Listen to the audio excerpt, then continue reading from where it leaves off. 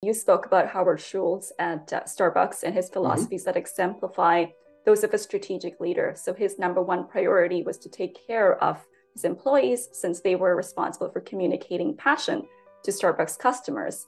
So how has the pandemic changed leadership in business? Um, hmm.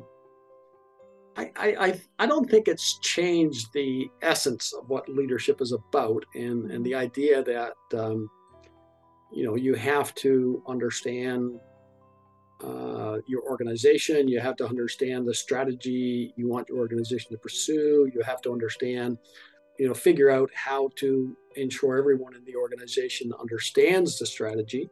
And that gets more difficult the bigger you become, by the way, and the Mhm. more Mhm. internationally diverse you become. But I think the essence of leadership doesn't change that much from Mhm. generation to generation, or from pre-pandemic to Mhm. post-pandemic to during the pandemic. I mean, it's still about how do you get people, the most vulnerable, the most junior, how do you get them to understand through that hierarchy that you're dealing with? How do you Mhm. get them to understand the strategy of your organization and what that means for the day-to-day decision Right. making that you have to engage in? Again, a personal story. I once bought a power washer to wash my garage floor, my driveway, and my patio deck.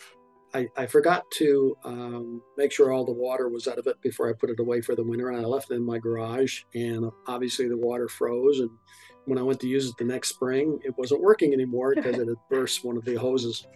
So I went back to where I bought it, and I found I assume one of the, maybe not the manager of the store.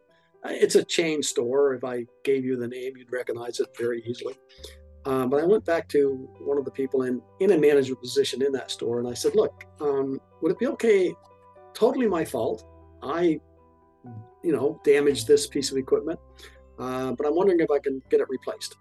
And he looked at me and he said, "No." Mm. Now, in essence, what he was doing was he was following a cost leadership strategy, Mhm. and that if he allowed me to replace that, he was going to lose roughly a $200 sale off his bottom Mhm. line, or off his revenue stream.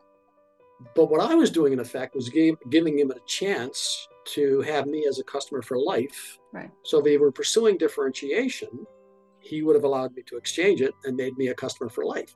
Mm. And this is what I think about. I think about how do we as businesses encourage our managers, our employees, to make a customer for life, have Mhm. that customer be a revenue stream for life. Now, if he were consciously pursuing cost leadership, he made the right decision. But if he were supposed to be following differentiation, he made the wrong decision. What I'm trying to get my students and myself to keep thinking about, and our audience, for Mhm. whoever listens to this, is if you're the senior leader, the CEO of that organization, how do you make sure that they understand the strategy well enough to Yeah. make the decision Mhm. on the spot, Mhm. voluntarily, on a Mhm. day-to-day basis? Mhm.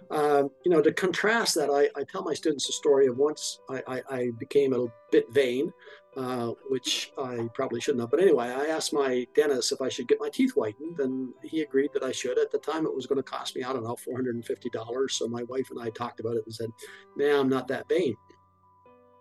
But a few months later, his front desk receptionist, who was a great woman, said, "Glenn, we're now offering that for $250." Mm. So we talked about it again. I said, "Okay, let's do it." So we set up a point to do it, and I came in a little, I think it was three or 4 months later, and she looked at me. She said, "Glenn, it was 250, and I may have the numbers wrong, but you'll get the essence. It was 250, but now it's 375. But we're going to charge you 250 because that's what we gave you." Now, what struck me about that conversation was she didn't have to go to the dentist. She could make that Mhm. decision on her own. Mhm. And she understood that the dentist would back her up and support her. Right. And what was she doing? She was pursuing a differentiation strategy Mhm. that was going to Mhm. make me a customer for life. Mhm. And in fact, he was my family dentist, our family dentist, until he retired, uh, because that one incident made me Yeah. a customer for life. But understanding that difference Yeah. at the lowest level of the organization. How do you do that? How do you? And as you said, the bigger the organization, harder it gets, but it's doable. The bigger the organization, the harder it gets. Absolutely. Now that's why Robert Guazzetta, who I mentioned in the article as well that you referred to, he led Coca-Cola for 16 years, contemporaneously as Jack Welch led GE. He was an amazing leader as well. He's not as well known as Jack Welch because he died in '97 from cancer, and so he didn't have the opportunity to write books the way Jack did. But he and Jack were amazing leaders, and you know, if Jack hadn't been dubbed the manager of the set tree, maybe Robert Guazzetta would have been.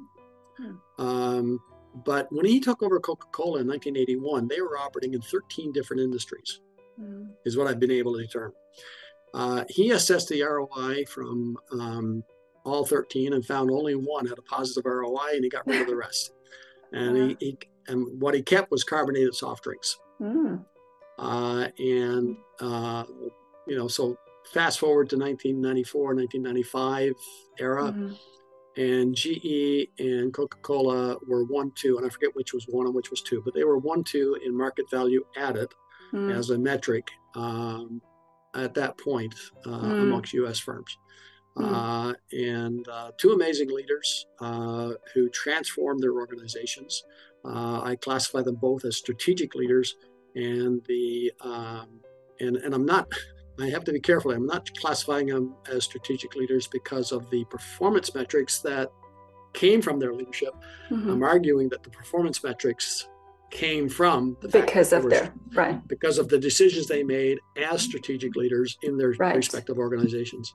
Right. Yeah, that's amazing. It reminded me of what Lafley did at P&G when they were looking at sort of